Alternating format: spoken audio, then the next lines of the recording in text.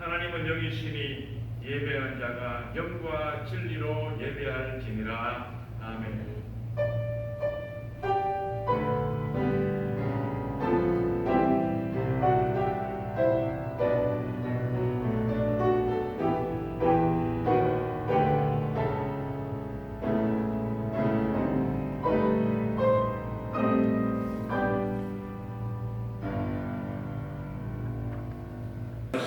동정녀 마리아에게서 나시고 본디오 빌라도에게 고난을 받으사 십자가에 못 박혀 죽으시고 장사한 이 사흘 죽은 자 가운데서 다시 살아나시며 하늘에 오르사 전능하신 하나님 우편에 앉아 계시다가 저리로서 산자와 죽은 자를 심판하러 오시리라. 성령을 믿사오며 거룩한 공예와 성도가 서로 교통하는 것과 죄를 사하여 주시는 것과 몸이 다시 사는 것과 영원히 사는 것을 믿사옵나이다. 아멘. 사랑과 은혜가 충만하신 하나님 아버지, 베풀어 주신 은혜에 감사와 찬양을 드립니다. 지난 한 주간도 세상과 타협하며 많은 죄와 허물을 갖고 나온 저희들입니다. 주님의 보혈로 씻어 용서하여 주시옵시고 주님의 자녀로 부족함 없는 삶을 살도록 인도하여 주시옵소서.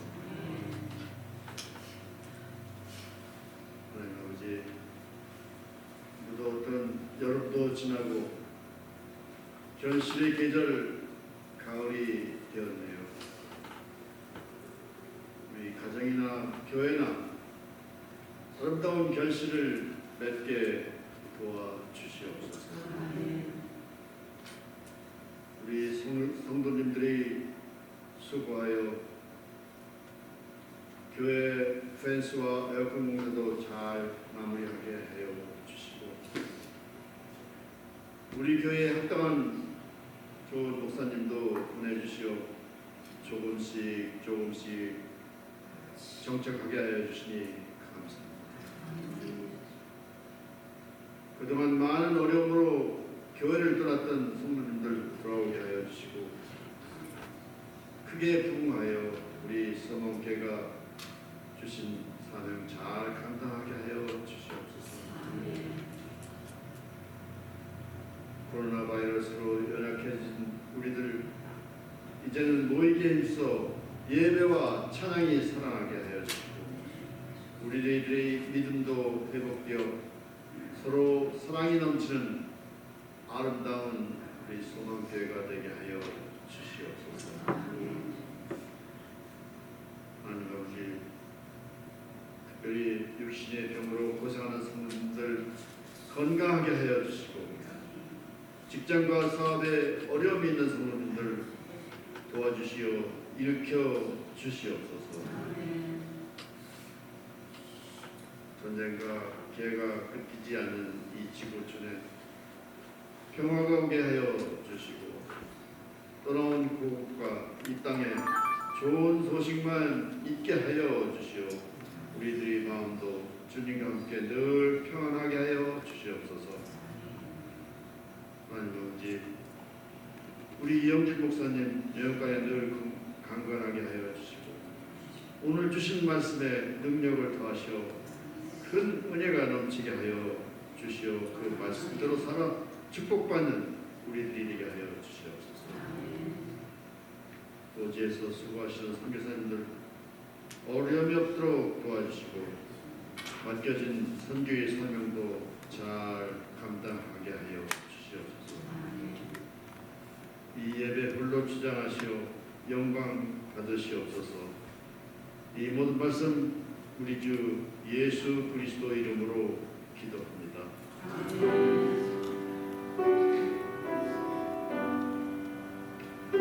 찬송가 292장 찬송하겠습니다. 그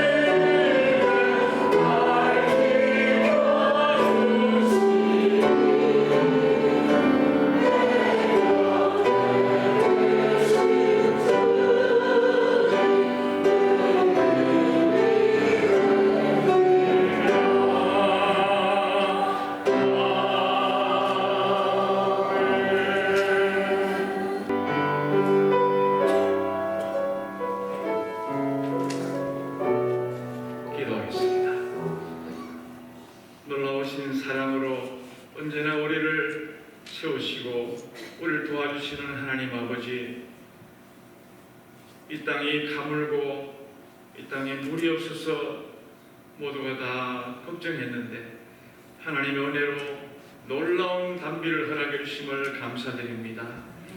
하나님, 비가 없이는 물이 없이는 우리는 한순간도 살아갈 수 없듯이 주님의 은혜가 없이는 우리는 하나도 한순간도 살아갈 수가 없음을 고백합니다. 우리의 심령 속에 오늘 이 시간 성령의 단비로 우리를 충만하게 채워 주시옵소서. 쩍쩍 갈라진 우리의 이 심령, 하나님 물된 동산과 같은 충만한 은혜를 베풀어 주시옵소서. 이 시간 아버지 앞에 귀한 예물로 봉헌하오니 이 제물이 주께서 축사하여 주시옵시고 오병이의 기적이 나타나게 하여 주시옵소서.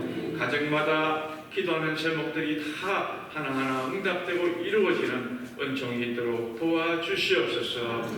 주님 앞에 나와서 시간 들여 몸들여 충성하고 봉사하는 손길들을 주님 아시오니 그들의 건강과 그들의 가정 앞날도 주님 책임져 주시옵소서. 오늘 주시는 귀한 이 은혜의 말씀을 기대하면서 오늘 드린 귀한 예물 주님 기쁘게 받아 주시옵소서. 예수님의 이름으로 축복하며 기도하옵나이다. 아멘. 교회 소식 여러분 한번 축복을 다 보시기 바라겠습니다. 오늘 교회에 나오신 여러분 모두를 주님의 이름으로 환영하고 처음 혹시 방문하신 분이 계시면 주님의 이름으로 환영합니다. 우리 옆 사람 한번 보시면서 한번 인사하시겠습니다. 잘 오셨습니다. 반갑습니다. 사랑합니다. 별로 반갑지 않으십니까? 오늘 지난주에 광고드렸듯이 KPC 찬양제를 위한 찬양 연습을 하겠습니다. 여러분이 아주 겸손하셔서 신청하라 그러니까 신청하고 싶어도 선뜻 신청을 못 하시는 것 같아서 다 하시는 걸로 알고 있습니다. 그래서 식사를 하시고 나면은 여기 오셔서 연습을 할 수 있도록 그렇게 해주시기를 바라겠습니다. 교회 우리가 소망교회 대표로 나가는 거니까요. 밖에 나가면은 저 교회가 2명 나오는지 3명 나오는지 뭐 아무 이유를 모릅니다. 저 교회 너무 약하구나 이랬고요.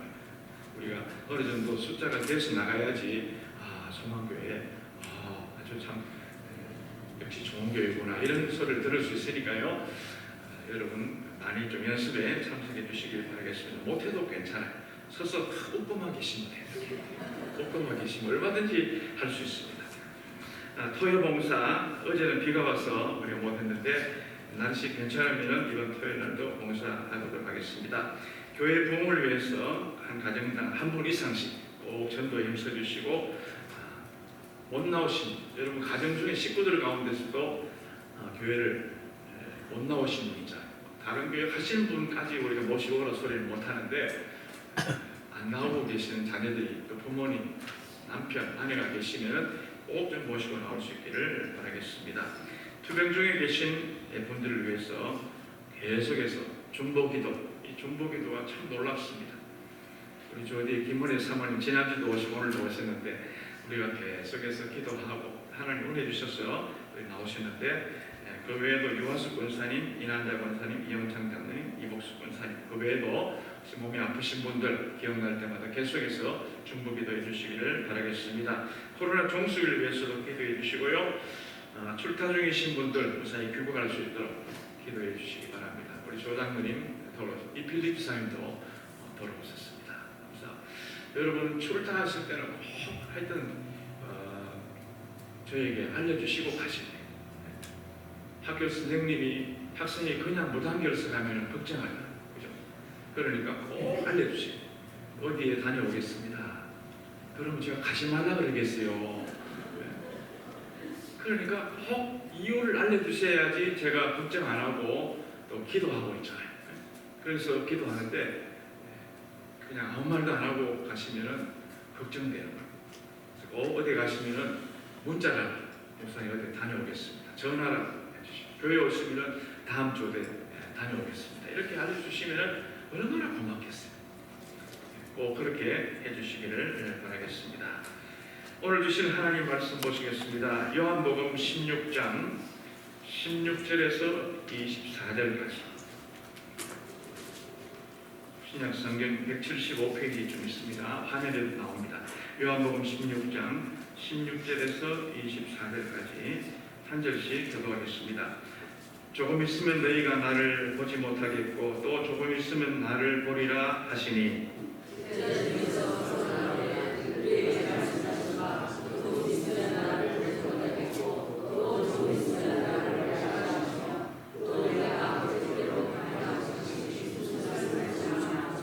또 말하되 조금 있으면이라 하신 말씀이 무슨 말씀이냐 무엇을 말씀하시는지 알지 못하노라 하거늘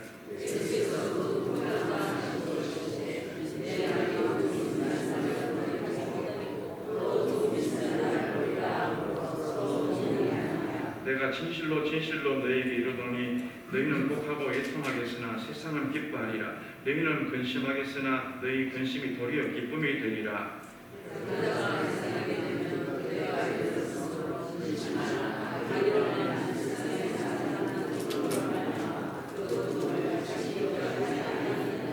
지금은 너희가 근심하나 내가 다시 너희를 보리니 너희 마음이 기쁠 것이요 너희 기쁨을 빼앗을 자가 없으리라.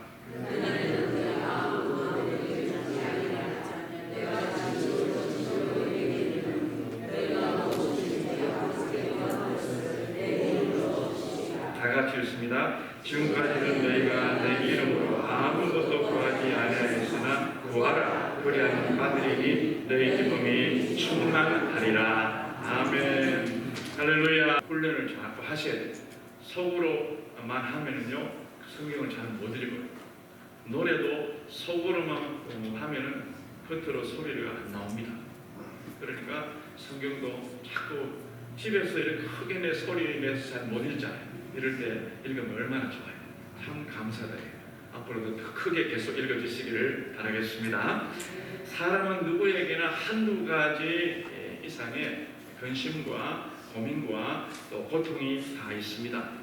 그래서 영국의 시인인 프란시스 톰슨은 이 세상에 고통이라는 것 없이는 아무 시작도 없고 아무 끝도 없다라고 말하면서 인생은 자신의 고통 속에서 죽는 것이다 이렇게 말합니다.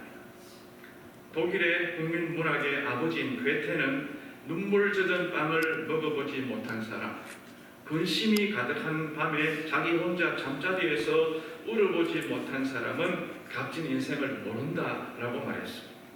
그렇습니다. 고통과 근심은 이 세상을 사는 모든 사람은 다 있습니다. 고통, 걱정, 근심 없는 사람은 죽고 나면 없어요. 공동묘지는 조용한 거예요. 그런데 살아있는 동안에 시끌시끌한 거예요. 항상 문제가 있기 마련인 것입니다. 가진 자도 가지지 못한 자도 고통을 겪습니다. 부자라고 근심이 없겠습니까? 가난하다고 없겠습니까? 나이가 젊다고 걱정이 없는 것도 아니고 연세가 드신 분도 걱정, 근심이 여전히 많이 있습니다. 그래서 여러 종교에서는 이 고난의 문제에 해답을 얻기 위해서 많은 노력을 해왔습니다. 힌두교에서는 갈말이라는 이 교리를 사용해서 이 전생의 죄값대로 이 세상에서 이런 이 고통을 당한다, 고난을 받는다는 인과응보의 교리를 이용해서 사람들을 비참하게 구속을 합니다. 이 세상을 고통 가운데 비참하게 사는 이유는 뭐냐? 전생에 지은 죄값 때문이다. 이렇게 이야기하는 것입니다. 불교에서는 열반의 교리를 가르치는데 열반이 뭡니까? 촛불을 끄듯이 꺼진다. 그런 말입니다. 사람이 고통이 없으려면 욕망을 완전히 없애버리면 된다. 그런 말입니다. 이거는 굉장히 종교적이고 철학적이고 신선한 말 같지만은 사람이 어떻게 욕망을 없이 욕망 없는 사람이 어디 있습니까? 욕망을 없앨 수 있습니까? 그러니까 이것은 마치 고통을 머리가 너무 아픈 거예요. 머리가 너무 아파서 이 고통을 해결하기 위해서 목을 잘라버리는 것과 마찬가지예요. 그렇게 해서 해결될 수가 없다고 말이죠. 이슬람교는 고난을 가리켜서 알라스니 정해주었으니까 그대로 받아들이라는 숙명론을 가르칩니다. 그래서 무슬림들끼리는 서로 만나서 인사할 때 인샬라 이렇게 인샬라. 오군사님 맞죠? 인샬라.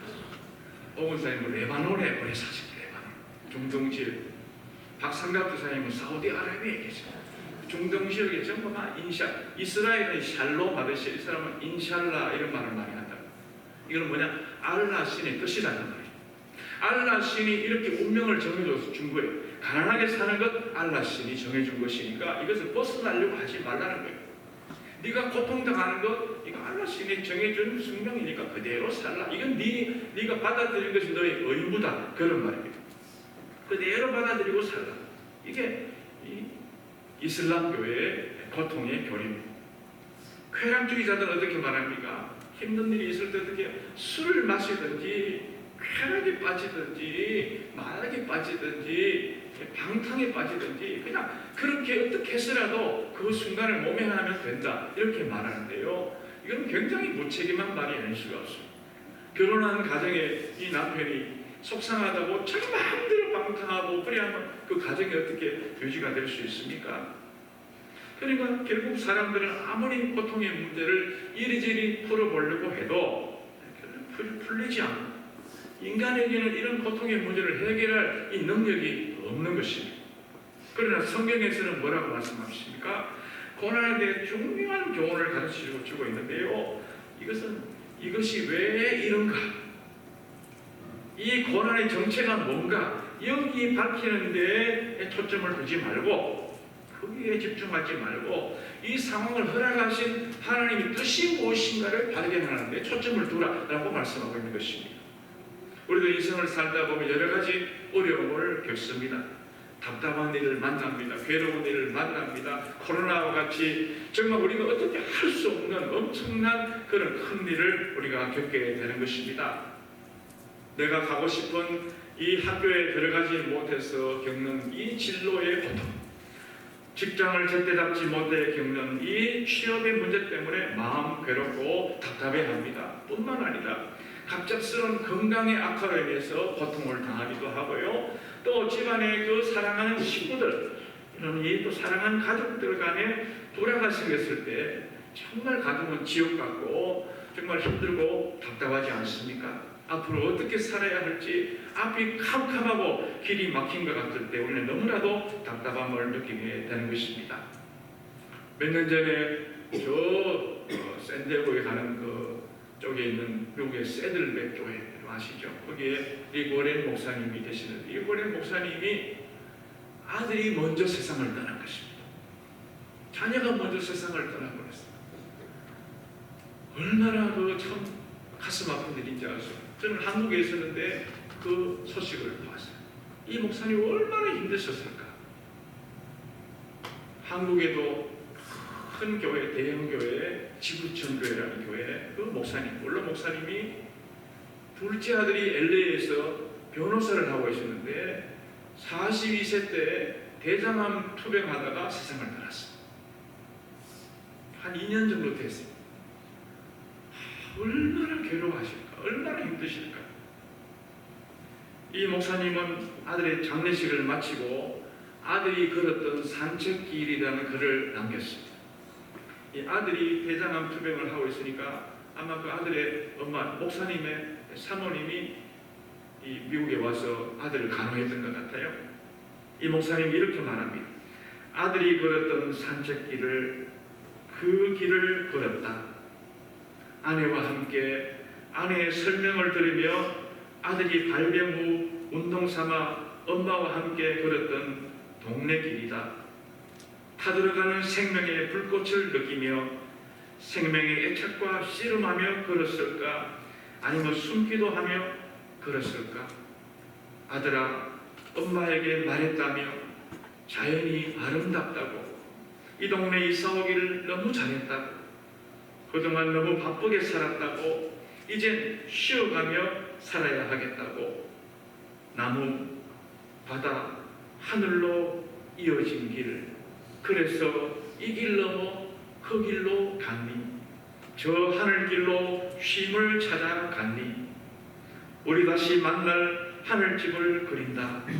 넌 이 집으로 다시 오진 못하겠지만 엄마와 난 하늘집으로 찾아가마 곧 머지않아.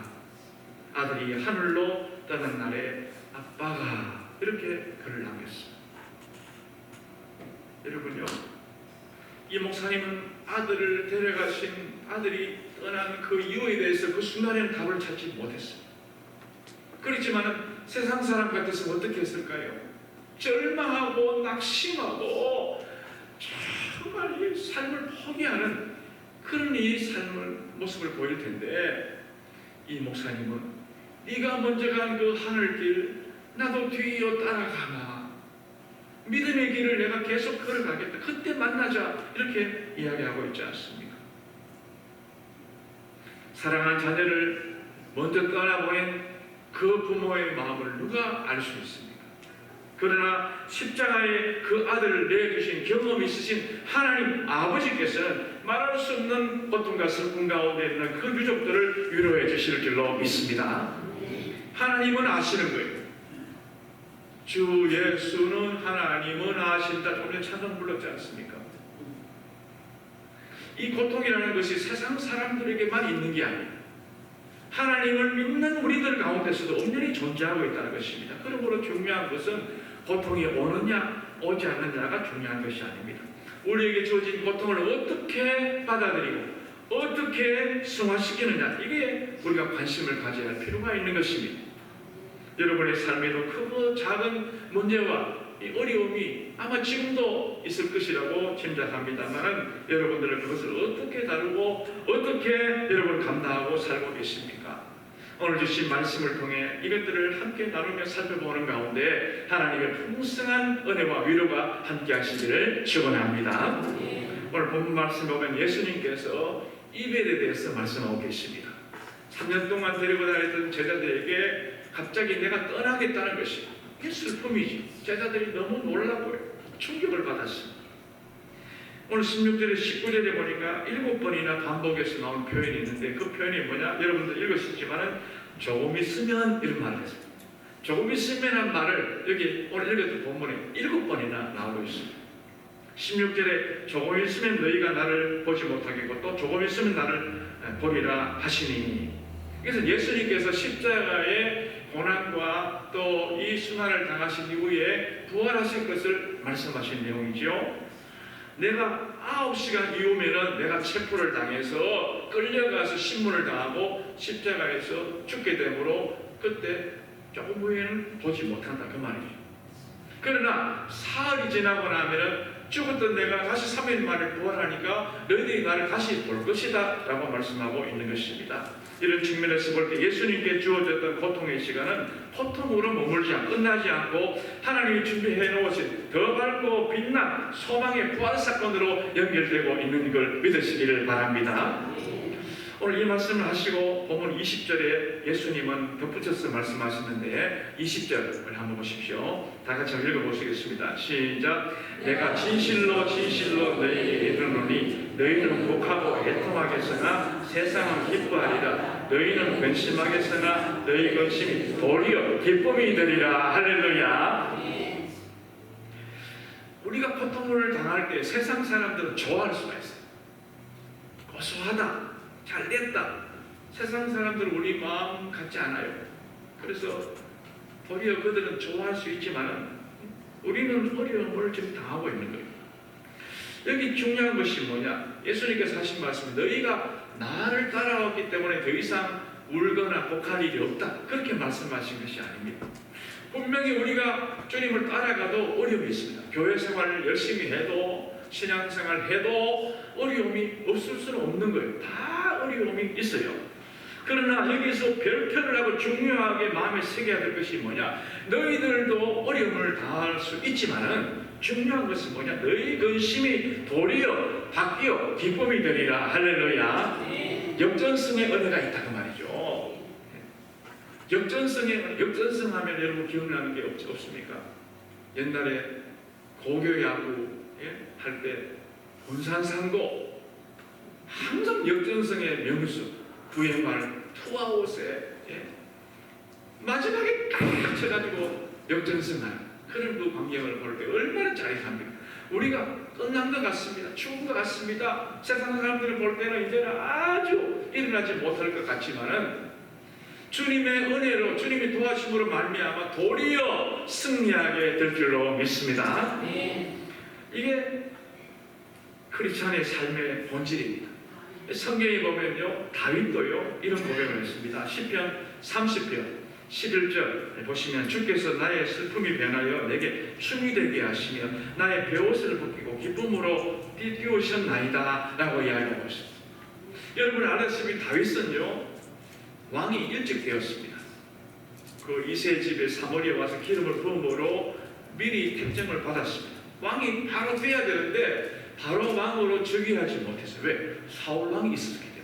사울 왕이 다윗을 죽이려고 했기 때문에 왕으로 등극하지 못하고 헤브론에서만 왕이 되었어요.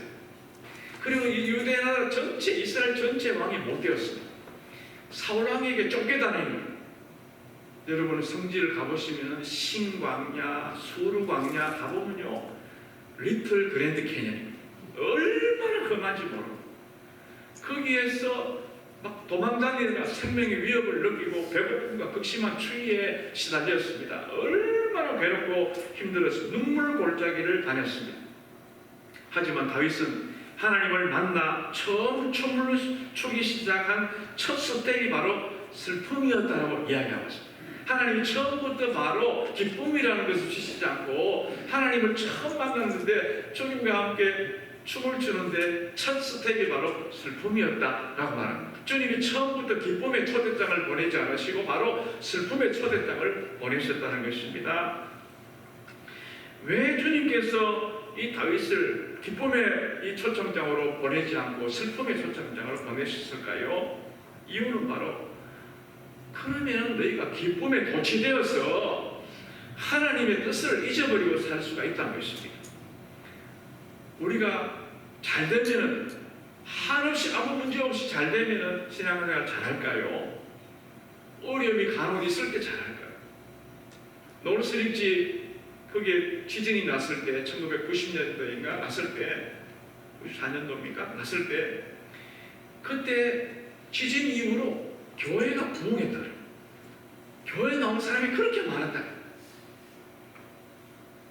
이러다가 금방 언제라도 죽을지 모르겠다. 그런 마음으로 여러분들이 다 교회를 많이 왔다. 지진 끝나고 나니까 더 조용해졌지만요. 그런 거예요. 사람이 처음부터 바로 좋은 일만 아무 문제 없이 그래 하면은 잘 될 것 같지만 그렇지 않습니다. 바다도 항상 잔잔하기만 하면요. 바다가 좋을까요? 아닙니다. 바다가 막 쓰라미 같은 이런 막 폭풍과 물에 밀어닥쳐야 그 위에 있는 이 모든 이 공기들이 밑에서요 완전히 뒤집어 놔야지만이 이게 산소가 이 서큘레이션이 되는 거예요. 순환이. 그래서 밑에 있는 생물들이 다 삽니다. 만약에 그냥 있으면 적조현상, 녹조현상이 생겨가지고 바다는 다 죽어버립니다. 하나님이 우리 인생을 그냥 가만히 평안하게 두면은 좋을 것 같지만 주님이 그것이 안 좋기 때문에 다윗도 처음부터 고난의 훈련을 시키고 슬픔의 초대장을 보내셨던 것입니다. 우리가 어떻게 할 때 내게 주어진 근심이, 고통이 이 변화와 도리어 기쁨이 될 수 있는 삶을 살 수 있을까요? 오늘 본문에서 예수님께서 세 가지를 우리에게 말씀하고 있는데 오늘 세 가지를 꼭 명심하시기를 축원합니다. 첫 번째, 근심이 바뀌어 도리어 기쁨이 되는 삶을 살려면 고통의 의미를 발견할 줄 알아야 돼요. 앞에서도 말씀드렸듯이 예수님께서 조금 있으면 되는 말을 이 짧은 이 성경 본문에 7번이나 왜 반복해서 말씀하셨을까요? 그것은 우리 인생의 모든 것이 잠깐이라는 것입니다. 예? 기쁨도 잠깐이고 슬픔도 잠깐, 성공도 잠깐이고 실패도 잠깐이고 모든 게 잠깐 누이는 것이다. 현재 내게 주어진 것이 무엇이든 어떤 상황이든 간에 여기에 관심을 갖지 말고 여기에 집중하지 말고 현재의 삶 너머에 있는 하나님의 목적을 발견하고 나를 부르신 삶의 의미를 찾아야만 한다는 것입니다. 그런데 분명한 것은 뭐냐? 하나님은 선한 목적을 가지고 계신 분이십니다. 시편에 보면 여호와의 선하심과 인자하심이 어떻게 영원하면이라 계속해서 그렇게 말씀하고 있어요. 우리 주님께서 만약에 마음을 악하게 잡수신 분이라 그러면 문제가 있다. 그럼 우리가 주님을 불안해서 따라갈 수가 없어요. 그러나 항상 주님은 목적이 선하십니다. 항상 선하고 인자하심이 충만하시고 영원하신 분이시기 때문에 슬픔을 당하고 고통을 당할 때에도 여러분 우리는 희망이 있는 것입니다. 다윗처럼요. 지금 이 어려움이 또 이것도 잠깐 지나간다. 여기 바뀌어서 기쁨으로 주님 바꿔주실 것이다라는 그런 이런 마음이 들 수 있도록 하시는 그 주님의 마음, 성품이 있기 때문에 우리는 잠깐이라는 것을 우리가 알아야 됩니다. 이것을 잘 설명하기 위한 한 가지 예가 있는데 오늘 본문 21절에 나와 있는데 21절 한번 보실까요? 여자가 해산하게 되면 그때가 이르렀으므로 근심하나 아기를 낳으면 세상에 사람 낳은 기쁨으로 말미암아 그 고통을 다시 기억하지 아니하리라 그랬습니다. 여자가 해산할 때가 되면은 걱정합니다. 산실로 들어가기 전에 걱정하지 않습니까? 내가 살아서 나올 수 있을까? 내가 아이를 무사히 낳을 수 있을까? 내가 얼마나 아플까? 이런 이 두려운 마음을 가지고 들어간다고 하죠. 그런데 이런 이 마음은 남자들은 도무지 죽었다 깨어나도 알 수 있는 그런 마음이 아니죠. 어떻게 우리가 알 수 있게? 그러니까 요즘은 남편들도 이 산모가 출산하는 산실로 들여보냅니다. 들여보내가지고 그걸 같이 참여하게 만드는 거예요. 같이 고통에 동참하게 만드는 거예요. 왜? 이 생명을 공동 책임이야, 공동 책임. 너도 같은 책임을 가지고 정신 차리고 똑바로 양육하고 살라 그런 마음에 남편을 같이 들여보내요. 참 잘하는 것 같아요. 언젠가 이런 기사를 본 적이 있습니다. 중국에서 한 병원에서 이 출산에 산모들이 겪는 출산의 고통이 얼마나 큰지 남자들에게 체험하는 프로그램이 있었어요. 중국은 별걸 다 하는 것 같아요. 온갖 걸 다 하는. 그래 남자들에게 이렇게 출산의 고통을 체험하는 프로그램에 신청하라 그러니까 100명이시지 100명. 그 100명에게 어떻게 하느냐? 출산의 고통을 주기 위해서 전기 충전기를 가지고 배에다 갖다 대는 거예요. 배에 갖다 대는데 1단계부터 10단계까지 천천히 이 수위를 높여가면서 갖다 대는데 어떤 사람은 1단계 되니까 하고 벌써 기절해버리고 어떤 사람은 3단계 가서 기절해버리고요. 끝까지 참는 사람이 몇 사람인데 7단계 가서 전부 다 식은땀을 흘리고 다 포기하는 것입니다. 7단계 가니까요. 폐와 심장이 터질 것 같아가지고 전부 다 아예 그냥 포기해버렸다고 하는 것입니다. 그런데 정작 중요한 것은요. 여인들이 출산할 때 이거보다 훨씬 더 10단계를 넘어가는 출산의 해산의 고통이 있다는 것 아닙니까? 그런데 예수님이 뭐라고 말씀하십니까? 이처럼 비명이 터져나올 정도로 견딜 수 없는 상고인데 아기를 낳고 나면은요 세상에 사람 난 기쁨으로 인해서 그 고통을 기억조차 아니한다 그러지 않습니까? 그래서 우리 어머니들이 아이를 하나 낳을 때 나는 다시 애 낳는가 보라. 그러는 뭐 셋도 낳고 다섯도 낳고 열도 낳고 그렇지 않습니까?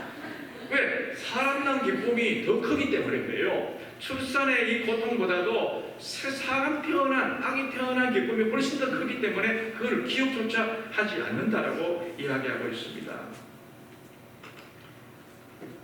다시 말해 내게 있는 고통 자체가 중요한 것이 아닙니다. 무엇을 위한 고통인가? 내 고통의 의미가 무엇인가 하는 것이 훨씬 더 가치 있고 중요한 것이라는 것입니다. 똑같이 고통을 당하더라도 이것이 기쁨으로만 연결될 수 있다면 이것이 얼마나 가치 있는 것이겠습니까? 고통으로 끝나면 또 불행한 것입니다. 너무 비참한 것 아닙니까? 그런데 이 고통을 잘 참고 이기면 그보다 훨씬 더 큰 고통을 잊어버릴 만한 그런 기쁨이 찾아온다 그러면 이것이 은혜요 축복이 아니겠습니까? 여러분 모두도 이 고통이 왔을 때 이것들을 잘 생각하시고 이 고통이 왜 왔어요? 주님이 왜 내게 이런 고통을 주셨을까? 내가 너무 마음을 높였구나. 내가 마음을 낮추라고 주님이 이런 고통을 주시는구나. 그렇게 생각할 수 있잖아요. 내가 건강을 너무 돌보지 못했구나. 건강을 돌보고 이후에는 더 큰 건강한 모습으로 살라고 주셨구나. 이 어려움을 주신 것은 우리 가족을 살리려고 이런 어려움을 내게 샘플로 주셨구나. 그렇게 우리가 받아들이면은 고통의 의미를 알면은 우리가 그걸 얼마든지 이겨낼 수가 있지 않습니까? 여러분 모두는 고통에 왔을 때 참 고통의 의미를 발견하고 그것을 도리어 기쁨으로 승화시키는 여러분 모두가 되시기를 축원합니다. 두 번째로 근심이 도리어 기쁨이 되는 삶을 살기 위해서는 기쁨의 원천을 만나야 될 것입니다. 우리 사람 스스로는 기쁨을 만들 수가 없어요. 우리 지구가 스스로 빛을 못 만들지 않습니까? 태양의 빛을 받아서, 방사를 받아서 우리가 이게 살아갈 수 있듯이 우리 스스로는 우리가 이 기쁨을 만들어낼 수가 없습니다. 우리가 아무리 노력하고 애쓴다고 해서 기쁨이 찾아오는 것도 아닙니다. 다만 이 기쁨의 참 원천이신 분을 만나야 되는데 그분이 누구냐? 성경에서는 예수 그리스도가 참 기쁨의 원천이라고 말씀하고 계시는 줄로 믿습니다. 그래 예수님 만나야 돼요. 여러분 슬픔을 당하고 마음이 괴롭고 힘들 때 교회에 나와서 예배드리고 나면 예수님 만나고 나면 얼마나 마음이 평화롭고 기쁨이 다시 회복되지 않습니까? 어디 가서 친구 만나서 수다 떨고 더 답답해요. 동창회 가면 더 답답해요. 근데 주님 앞에 나오고 나면 이상해요. 마음이 편안해지지 않습니까? 왜? 참 기쁨의 원천을 만났기 때문에 그런 것입니다. 오늘 본문 22절 한번 다 같이 읽어보시겠습니다. 시작. 지금은 너희가 근심하나 내가 다시 너희를 보리니 너희 마음이 기쁠 것이요 너희 기쁨을 빼앗을 자가 없으리라 그랬습니다. 십자가에서 죽으신 예수님께서 사흘 만에 부활하셔서 그들을 다시 만날 것을 약속해 주신 말씀입니다. 사실 이 말씀은 다 이루어졌습니다. 십자가에 달릴 때 제자들은 전부 근심하고 두려워 떨고 다 도망가고 나중에는 예루살렘의 마가의 다락방에 다 모여서 문을 잠그고 걸어 놓고 있었습니다. 떨고 있었어요. 그런데 3일 후에 예수님이 딱 그 자리에 나타나셔서 너희에게 평안이냐 너희에게 평안이 있을지어다. 그럴 때 제자들이 어떻게 됐어요? 제자들이 너무 기뻐했다 그랬어요. 이유가 무엇입니까? 참된 기쁨의 원천을 만나니까 고통이 떠나가는 것입니다. 어두운 그림자가 빛이 오면 떠나가듯이요. 슬픔과 염려와 근심이 참된 기쁨의 원천이신 예수님이 딱 들어오니까 그 모든 것이 한순간에 그냥 물러가지 않습니까? 두려움에 사로잡혀 있던 제자들이 기쁨의 원천을 만났기 때문에 바뀌었습니다. 우리는 예수님을 꼭 만나고 돌아가야 할 줄로 믿습니다. 찬송가 83장에 이런 노래가 있어요. 나의 마음에 근심구름 가득하게 덮이고 슬픈 눈물 하염없이 흐를 때 인자하고 부드러운 음성으로 부르사 나를 위로할 이 누가 있을까. 주 예수밖에 누가 있으랴. 슬퍼 낙심될 때에 내 친구 되시는 구주 예수밖에 다시 없도다. 구주 예수밖에 다시 없도다. 할렐루야. 구주 예수님 밖에 없다. 예수님만이 참 기쁨의 원천이 된다는 것입니다. 여러분 모두 우리가 세상을 살면서 밝은 날만 있어서 기쁜 것이 아닙니다.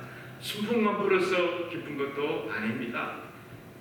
자녀들 때문에 기쁜 것도 아닙니다. 우리 앞에 비록 염려 근심들이 있다 할지라도 기쁨의 원천 되신 예수님 때문에 우리는 기뻐해야 할 줄로 믿습니다. 여러분은 두 가지를 선택해야 됩니다. 내가 문제를 만났을 때 이 문제를 만나서 한없이 슬퍼하리라, 이걸 하나 택하든지, 아니면은 내가 내 평생 사는 동안 어려움과 문제를 만났다 할지라도 기쁨의 원천 되시는 주님과 함께 살 것이냐, 이 두 가지를 여러분 선택해야 되는데 내가 선택하는 것입니다. 여러분은 기쁨의 원천 되시는 주님 만나서 항상 문제를 벗어나 도리어 기쁨이 되는 은혜가 있기를 축원합니다. 세 번째로, 근심이 도리어 기쁨이 되는 삶을 살기 위해서는 하나님과 계속 교통하는 기도의 줄을 잡아야 돼요. 우리가 예수님 만나는 것도 중요한데 한번 만나면 끝나면 안 돼요. 계속해서 예수님과 소통하는 기도의 줄을 잡아야 된다는 것입니다. 여러분, 기도는 영적인 주님과 대화하는 채널입니다. 얼마 전에 여러분 한국의 카톡이라는 그 통신 알잖아요. 카톡. 뭐 사진 보내면 뭐 그게 뭐 카톡. 얼마나 좋은지 몰라요. 근데 그 카톡 없을 때는 일일이 전화를 해외 전화, 국제 전화 그래야 되고, 또 전화 카드 사가지고 전화하고 얼마나 번거로운지 몰라요. 근데 카톡 나오라니까 얼굴 보고 싶으면 페이스도, 목소리 듣고 싶으면 보이스도 전부 공짜예요. 그런데 얼마 전에 이 카톡이 안 되는 거예요. 어제부터인가 안 돼요. 보내는데 계속 꼽혀, 계속 꼽혀. 알고 보니까 한국의 카톡 회사가 불이 나버렸어요. 그러니까 완전히 목통이 돼버린 거예요. 사람이 만든 이 통신 회사는요, 불완전해요. 완벽하지 못합니다. 그러나 하나님 나라의 카톡 통신 회사는 영원토록 불통도 없고 항상 소통되는 채널인 줄로 믿습니다. 천국의 전화번호 아십니까? 천국의 전화번호는 66국의 3927. 66은 신구약 합건 66이고요. 39는 구약이고 27은 신약입니다. 한번 전화 걸어보십시오. 항상 어려울 때 주님 앞에 그런 마음으로 기도하면 항상 우리 주님은 사랑의 귀를 열으시고 들으시고 사랑의 눈을 가지고 우리를 바라다 보시는 줄로 믿습니다. 이게 바로 우리 믿는 사람이 주시는 특권이에요. 기도는 특권입니다. 특권. 기도는 아무나에게 허락되는 것이 아닙니다. 하나님의 자녀에게만 허락되는 거예요. 안 믿는 사람이 하나님 그런다고 주님이 들으시는 것도 아닙니다. 당신의 그 사랑하는 아들 예수 그리스도의 보혈의 피가 있는, 예수 그리스도를 구세주로 믿는, 하나님을 나의 아버지로 영접한 그 사람이 부르짖는 그 기도와 찬송이 의미가 있는 거지 아무나 부른다고 되는 게 아니에요. 내 사랑한 자녀가 아버지, 어머니 이래야 자다 말 벌떡 일어나지 남의 집 애가 부르면 별로 관심 없잖아요. 예수님께서 이렇게 가르쳐주고 계시는 거예요. 너희가 꼭 기도해라. 내 이름으로 기도해라. 내 이름으로. 지금까지 제자들은 예수님을 그냥 너를 만나니까 뭐 그렇게 기도할 일이 없었는데 이제 내가 죽고 나면은 이제는 내가 부활해서 천국에 가고 나면 이제부터는 내 이름으로 구하면 너희는 다 얻을 것이다. 이렇게 말씀하는 거예요. 여러분들 예수님의 이름으로 부르짖을 때 우리 주님이 다 기억하시고 가장 좋은 때 응답해 주시는 줄로 믿습니다. 히브리서 4장 14절부터 16절에 보니까 예수님은 저와 여러분의 대제사장이 계셔가지고 우리의 모든 그 간구를 주님이 들으신다는 말씀이 여기 나오고 있습니다. 이건 구약시대 때 살았던 이 성도들이 들으면 기절하고 가물어칠 일입니다. 왜? 구약시대 때의 이 지성소는 아무나 들어가는 곳이 아니에요. 성전 안에는 성소와 지성소가 딱 나눠져서 휘장이 있는데 이 안으로는 아무나 못 들어가요. 성소에는 누가 들어가요? 제사장만 들어가요. 유대인들도 못 들어가요. 제사장만 들어가게 돼 있고 그 밑에는 남자들만 들어가게 돼 있고 유대인 남자만, 그리고 그 밑에는 유대인 여자만 들어갈 수 있고 그 다음에 이방인들이 있고 다 있습니다. 그리고 휘장이 있고 휘장 안에는 지성소가 있는데 거기 누가 들어가느냐? 대제사장이 1년에 한 번만 들어갈 수 있습니다. 그 들어가서 법궤 위에 있는 그 법궤 위에 제단의 피를 뿌리고 그리고 나오는 게 그것이 이 구약시대 때의 원칙이었습니다. 그런데 예수님께서 부활하시고 난 다음에 그 휘장을 찢어주시지 않습니다. 그래서 성소와 지성소 구분이 없어졌습니다. 누구나 다 들어와서 이 지성소에 들어와서 기도하고 예배드릴 수 있는 특권을 우리에게 주시지 않습니까? 오늘 여러분은 그 예수님 덕분에 이 자리에 나와서 주님을 만나고 주님께 예배하고 기도하고 찬송하고 있는 줄로 믿습니다.